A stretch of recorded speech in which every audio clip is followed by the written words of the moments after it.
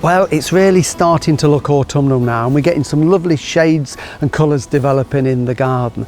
Unfortunately, most of the gardening programmes have now finished for the season, but don't worry, because here on Pots and Trowels we're going to be bringing you a weekly gardening video every Thursday. You can watch it on Facebook, or you can also follow us on YouTube.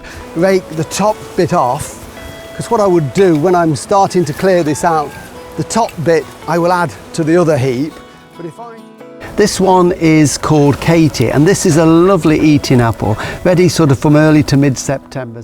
Now, if you've only got a small lawn, or you want lots and lots and lots of exercise, this is ideal. But I've got quite a lot of lawn, so it would literally take Jill days and days to do all of this. So stay with us, because we're going to show you a range of lovely plants through the winter and show you what you can be doing in your garden all the way through. So join us on Pots and Trowels every week.